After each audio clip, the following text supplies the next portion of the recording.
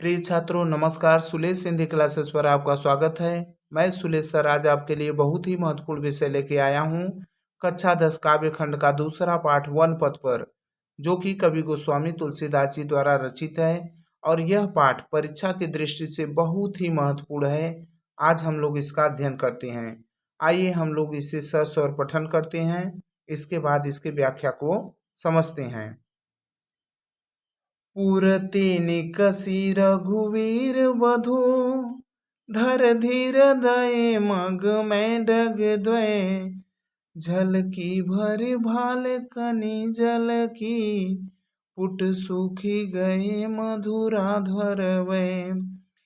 फिर बूझती है चलनो अब केतिक, पर्ण कुटी करी कित है, तिय की लखिया तुरता पिय की, अखिया अति चारु चली जल चय।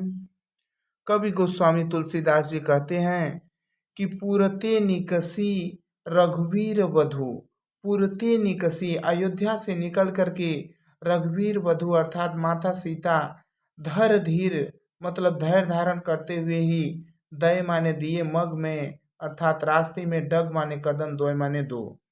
तो कवि गोस्वामी तुलसीदास जी कहते हैं कि अयोध्या से निकल करके जैसे ही माता सीता ने धैर्य धारण करते हुए वन के मार्ग में 2 ही कदम रखा था, अर्थात कुछ ही दूर चली थी, वैसे ही झलकी भरि भाल कनि जल की, पुट सूख गए मधुरा धरय।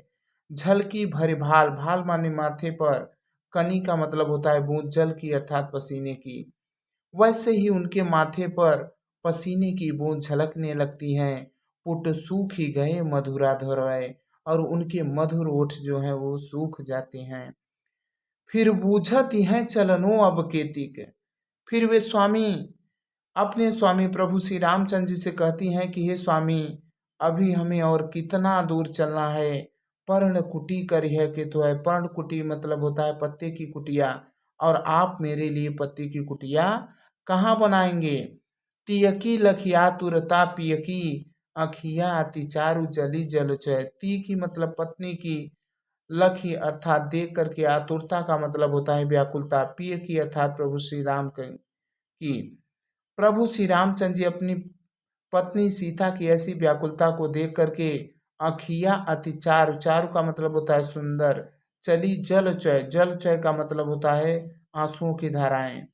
अपनी पत्नी सीता की ऐसी व्याकुलता को देख करके प्रभु श्री रामचंद्र जी के अत्यधिक सुंदर आंखों से आंसुओं की धाराएं बहने लगती हैं। आइए अगला पढ़ते हैं।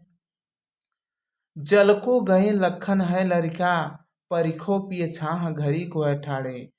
माता सीता कहती हैं कि हे स्वामी, लक्ष्मण जल लेने के लिए गए हैं, परिखो मतलब प्रतीक्षा कर लेते हैं, पिए माने हे स्वामी, छाह माने छाह में खड़े होकर के, घड़ी माने कुछ समय के लिए, ठाड़े मतलब खड़े होकर के।